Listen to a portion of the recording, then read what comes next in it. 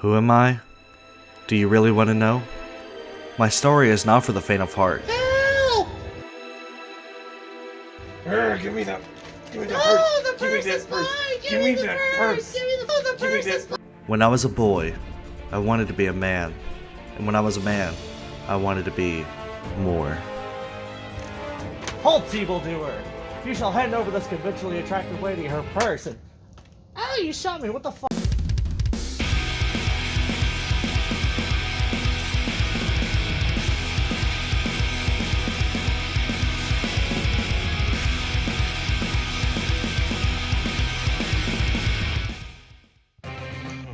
Welcome to the ever spectacular series where I take a look at a handful of titles in my collection that are collecting dust on the shelf. Today, we're going to be doing something special. I've spent the last 2 years collecting every modern Spider-Man title from the PS2 and Xbox all the way to the PS5. I thought it'd be interesting to take a look at the tangled web of games from the 6th generation to now. We're going to be primarily focusing on mainline Spider-Man titles, not games that he cameoed in or had a side role in, such as Ultimate Alliance or, honestly the reason we're not doing it, Rise of the Imperfects. I will do everything in my power to not play that game. On to our first title, the aptly named Spider-Man. That's pretty good. But it's taken. Based on the Sam Raimi movie, and released in 2002, this title is the third Spidey title to take the web slinger to 3D. However, with a bigger leap in hardware, it's more visually appealing than the classic PS1 titles. Alright. Developed by Treyarch, more notoriously known for their Call of Duty Black Ops Zombies series. The game loosely follows the story of the movie, so I won't delve too deeply into it. However, it does deviate by adding in extra villains like Vulture, Shocker, Scorpion, and exclusive to Xbox, Kraven the Hunter, each with their own narrative distracting you from the main plot to take down the Emerald Elf. The game follows the Neversoft formula, following a linear narrative as you go from level to level taking on baddies of various sizes. With the limited moveset, there's not much a spider can do compared to later entries. There's not much of a reason to come back and revisit this game. Except, if you complete the game on hard difficulty, you can unlock a unique bonus story where you play as Harry Osborn taking up the mantle of Green Goblin several years before the third movie took place, as he hunts down mercenaries and thugs to learn about the mystery of his father. The game takes you through the same levels with very few changes, even with the ending, where you fight the Green Goblin himself at the end. Meta commentary or lack of time? You decide. Treyarch fought hard to keep the mode in the game, as several higher-ups including Sam Raimi were not pleased with the idea of getting to play as the murderous villain in the game. This was atypical at the time, and we wouldn't see something like this happen again for Spidey until Ultimate Spider-Man. There is also one more reason to come back to it. Spider bowling.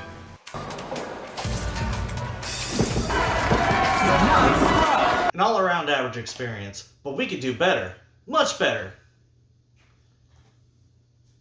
Okay, maybe not a whole lot better. Okay, before we get crazy, can I just say how much I adore Spider-Man 2? I adore everything about this film. From the acting, to the dramatics, the incredible depth and nuance on display from everyone involved. This film gets to the core of what it means to be a great hero, and inspire my love for the characters and superheroes in general. This movie shows what it means to be Spider-Man. But the video game is overhyped.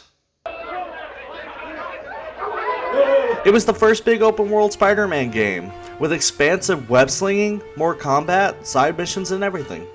So why do I not like this? For starters, I played this last year, years after being shown incredible versatility and world building in the 8th generation games. So what? Does that mean this game still doesn't hold up?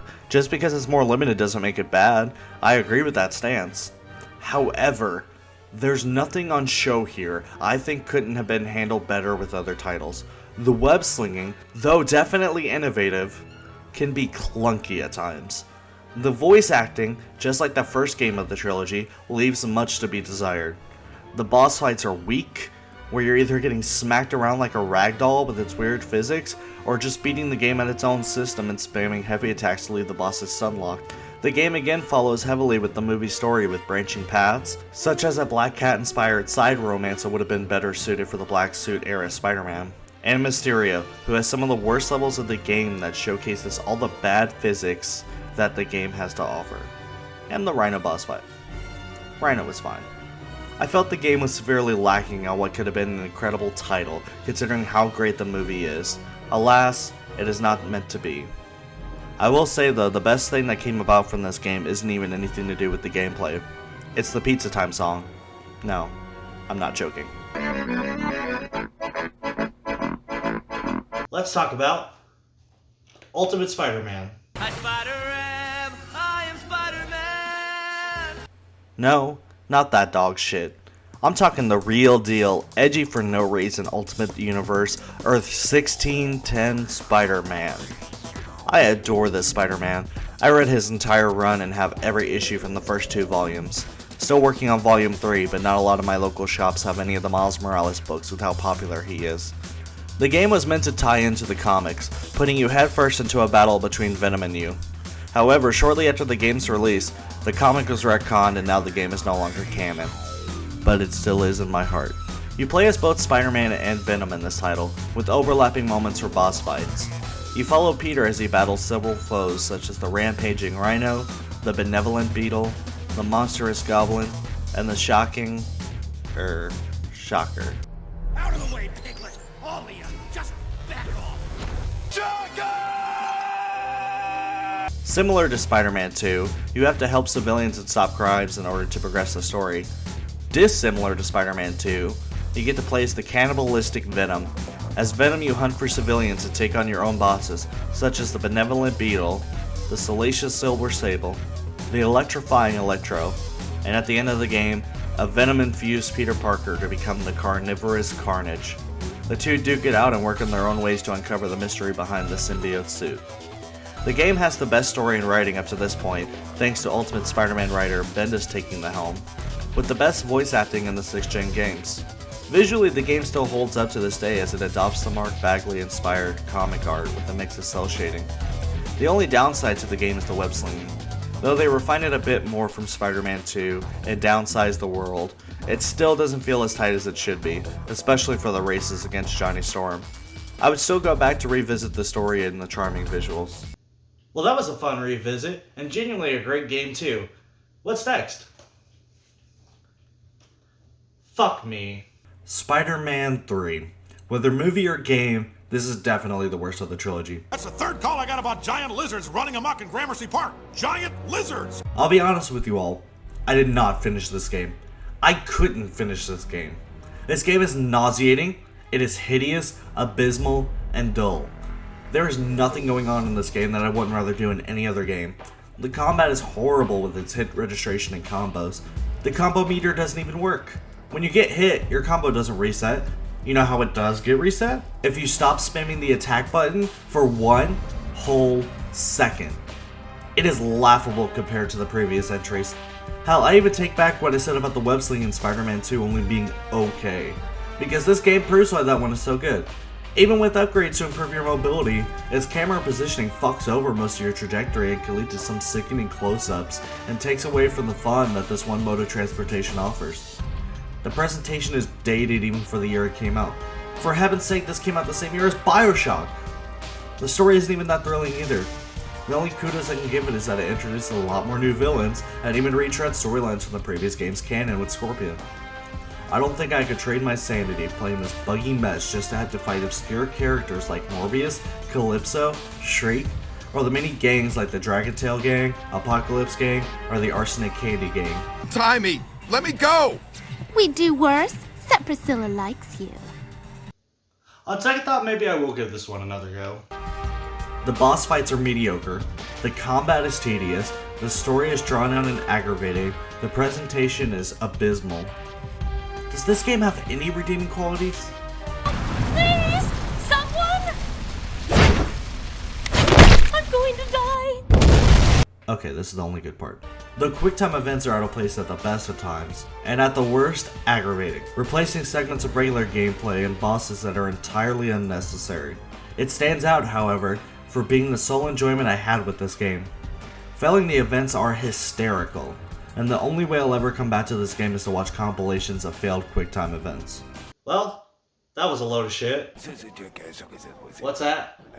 We're still not done with Raimi games? Did we get our hands on the fabled canceled Spider-Man 4? Or perhaps a wholly original title inspired by the open world series? Or maybe it's... Fuck me! Okay, this game is meant for kids. I shouldn't give it a lot of shit, right? Well, I'm gonna. A team mashup of heroes and villains from Spidey's Rogue Gallery and heroes from the Marvel Universe sounds like a fun idea that clearly works well with the execution from Ultimate Alliance or, hell, even the Superhero Squad game. This game, however, is tedious. The level designs are empty with little in the way of diversity. Once you played one level in any of the worlds, you played them all. The only incentive to replay any of the levels is to grab the collectibles or to unlock the other characters. Though there is a wide roster to choose from, every character is limited from the smallest moveset I've seen yet in a Spider-Man game. The game is intentionally grindy, giving so few experience to unlock upgrades and characters. A story is as simple as can be. The bad guys are being controlled by Mysterio, you beat them, free them, they're mad they got control, and join you in your quest to stop Mysterio, you meet them in Nepal and smash his fishbowl head in. Doesn't sound very interesting, does it?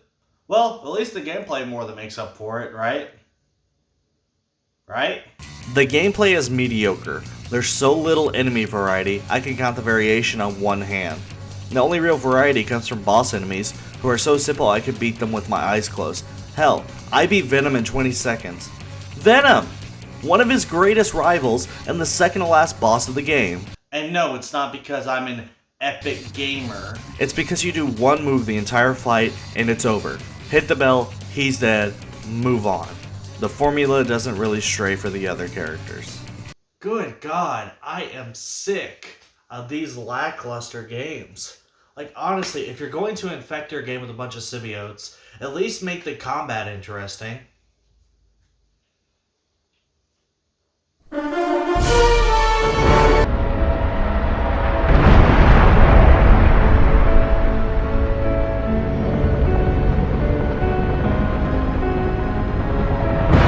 Why is he so depressed? Did he read 90s Spider-Man? Or modern Spider-Man? Okay, the story and voice acting in this game is weak, but it's not why I come back to it. We'll touch on the story later. For now, we need to talk about combat. The widest moveset in the Spider-Man game to date. It is an absolute blast to fuck around with in the open world, especially in the endgame when you've unlocked every skill you can and you're switching between the red suit's flurry of fast-paced combat with light punches and web-based strikes, and the black suit's impressively devastating range of symbiote-based attacks with tendril strikes and grabs. You can build high combos with ease. Plus, what other Spider-Man game can you surf on people? Who cares if this guy is missing his face from being grinded in the pavement? That kickflip was sick as fuck, bro. The story takes a unique approach by following the hero/villain path, where at certain points in the game you can choose between the hero choice or the villain choice that ultimately influences how the ending of the game plays out. Peter struggles with this relationship with the black suit as Venom infects civilians, enemies, even villains and friends alike. Speaking of, after beating most of the bosses in the game or reaching certain checkpoints, you can recruit them to fight alongside you in the city. You can work with Wolverine, Luke Cage, or Daddy Moon Knight, or with villains like Black Cat, Rhino, Vulture, and Electro. You can even work with S.H.I.E.L.D. and the Kingpin after the city is quarantined due to the widespread infection rate causing a local pandemic and the city is shut off from the outside world in order to deal with itself, and you have to work with them begrudgingly to find a cure for the virus.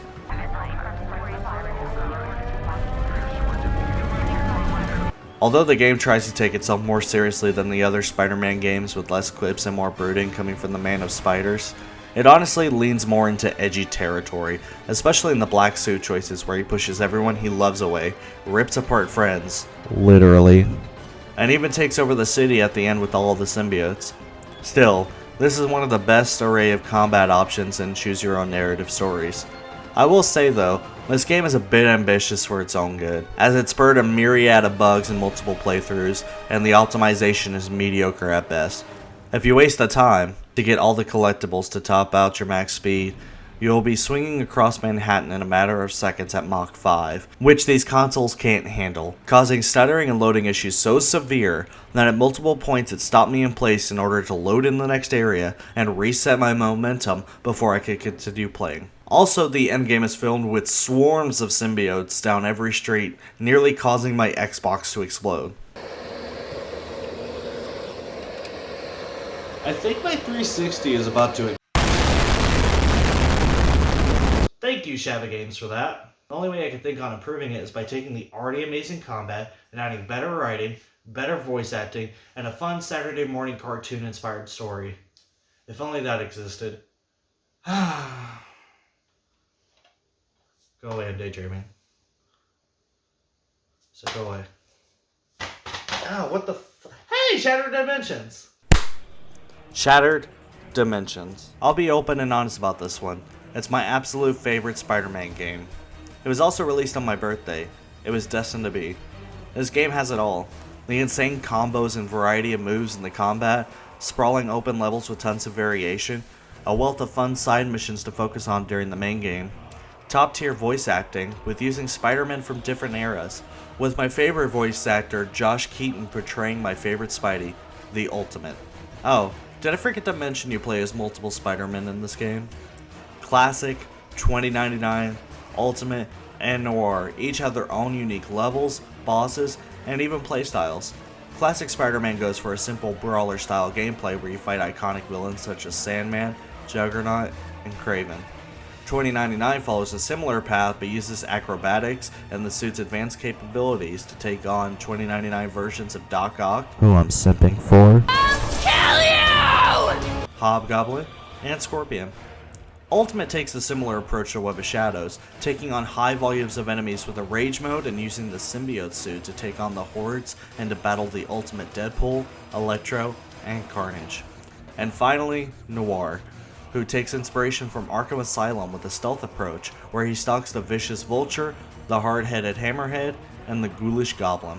Each level has its own atmosphere and themes, with 3 missions in each act for our heroes until it culminates in taking down the big bad, good old fishbowl himself, Mysterio, on his quest for the Tablet of Order.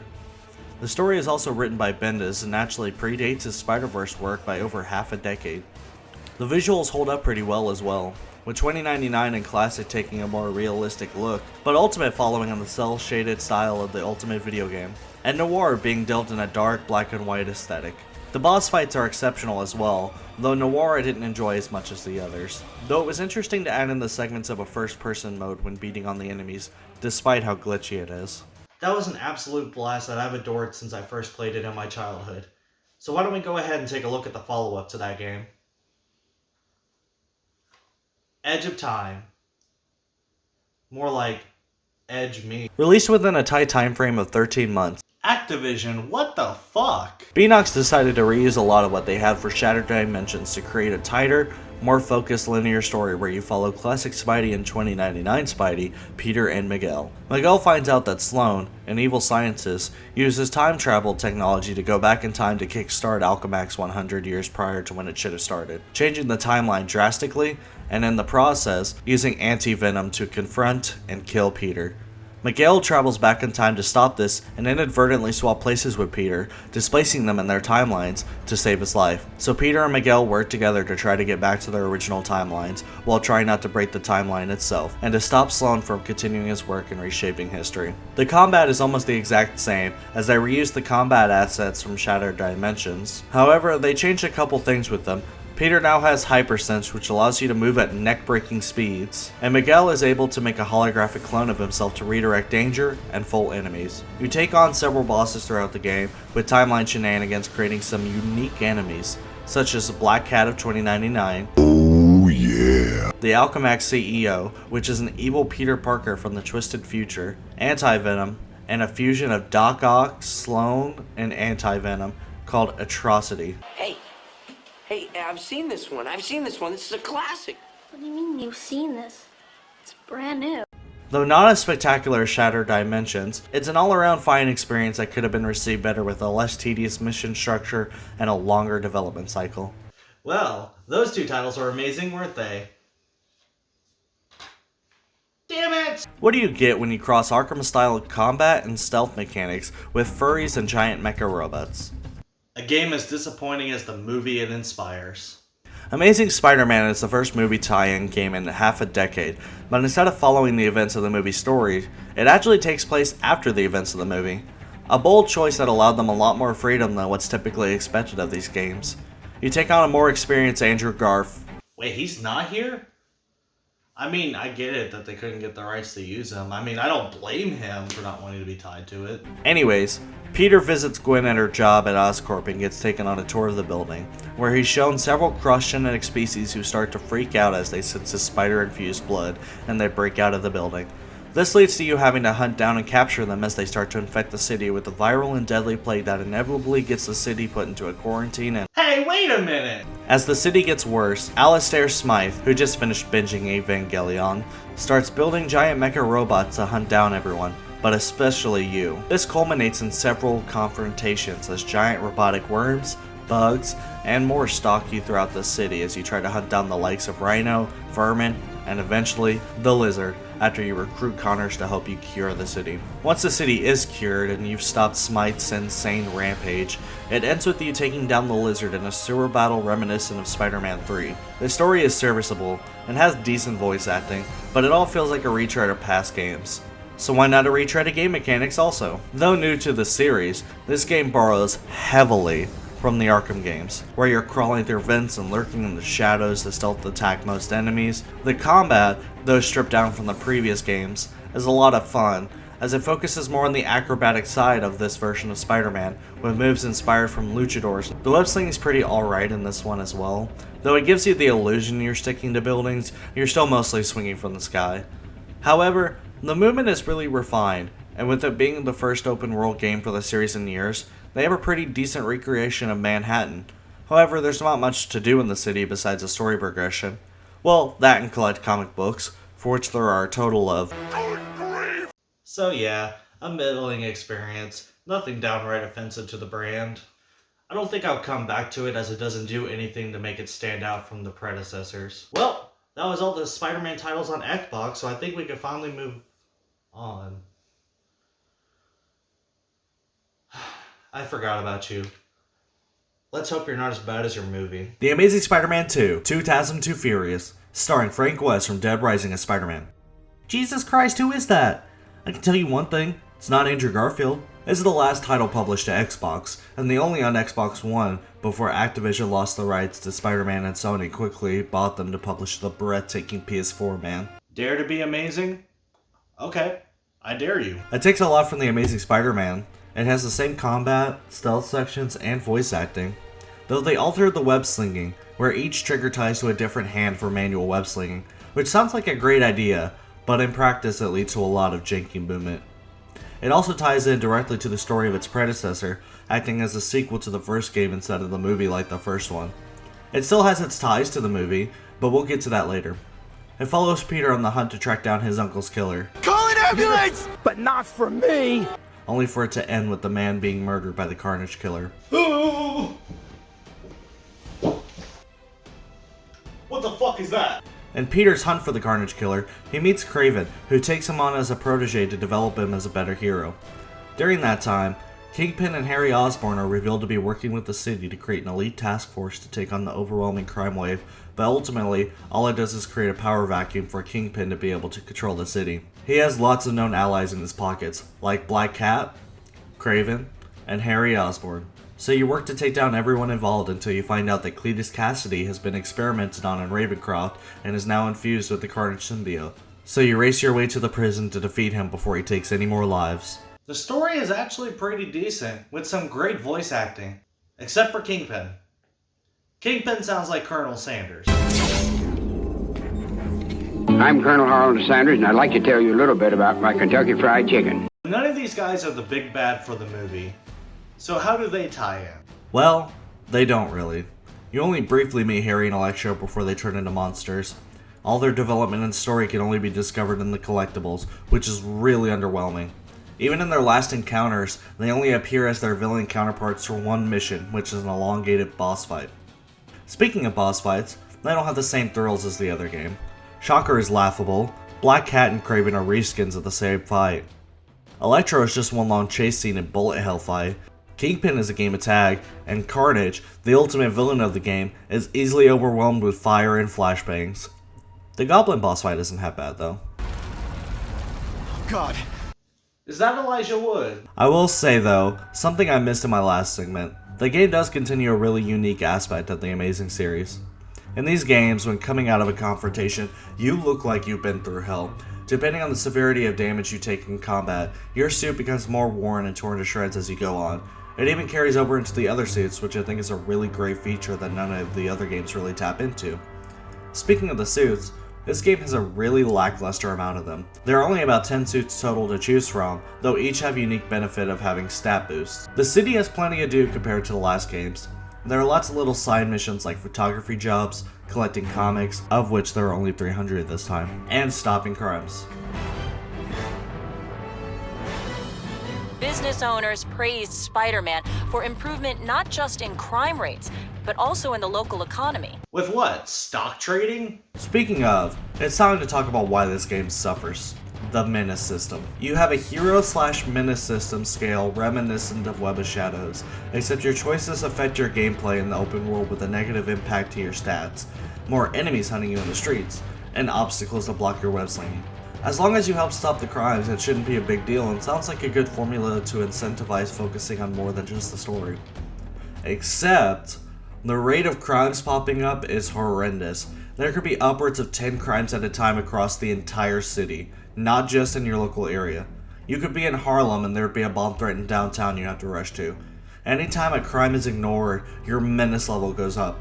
And with how many crimes there are at a time, there will be points I just stopped a crime only for one across the city to end, making the hero level I just earned negligible. It becomes an unrewarding process where you frantically have to dash between missions instead of focusing on crimes, or else you'd be stopping crimes as if it were your full-time job.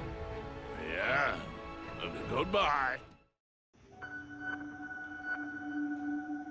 Hey, you're gonna stop me from... My purse! Give me my purse! robbing her? I'm tired, okay? I sold my marriage to the devil, my games are in a state of perpetual mediocrity, and hell, even my movies aren't as great as they used to be. Face it, I don't even know who I want to be anymore. I'll tell you who we need you to be. We need you to be better. Be Spider-Man.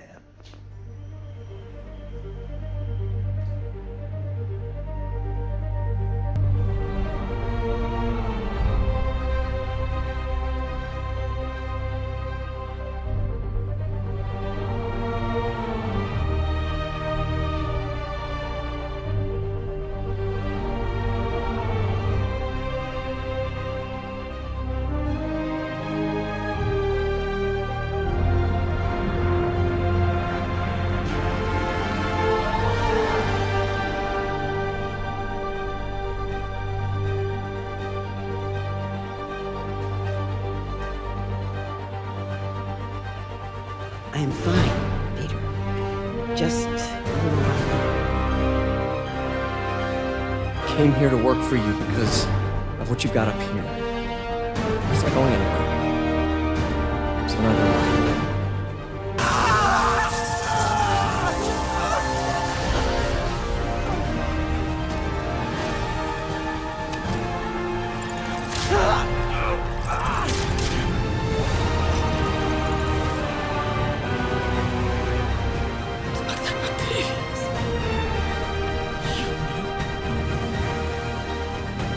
You knew? I never wanted you to work. Listen. I don't know what to do. Yes, you do. You.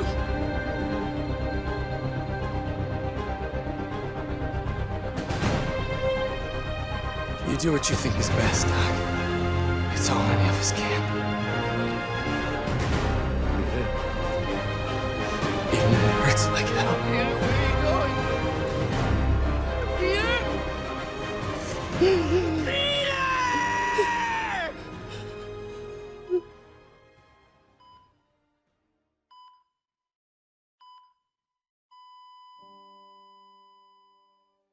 Peter, it's time to get up.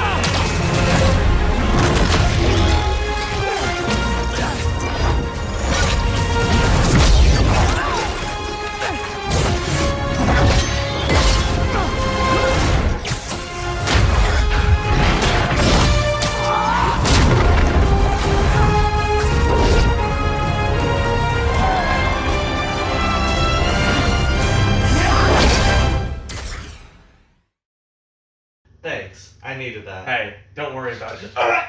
Insomniac. Need I say more? Insomniac somehow took all the tropes of these games and made it refreshing. They brought web slinging to the best it's been in the series, the storytelling and acting is the best I've seen period, not just in a video game, and the presentation is phenomenal. The city feels real and lived in. The characters are dynamic with their own stories and lives going on. The villains in these games are so well communicated, with each one feeling like a real threat with personal ties to our heroes. Insomniac proved to the world what the perfect Spider-Man game is in 2018, and improved upon it further in 2020. And now, I have no doubt Spider-Man 2 will be just as on par as its predecessors.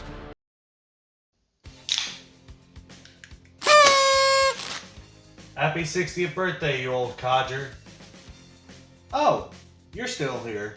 Well, thank you for joining me on this journey into the tangled web of all things Spider-Man. Though the series has some definite downsides in their games, there are a lot of games that have their own unique identities that make them interesting to come back to, even with the definitive Insomniac series that we have now. Well, until that fateful day we meet again, web slingers, I'll see y'all in the next video. I mean seriously, you could have tried a little harder to save Gwen.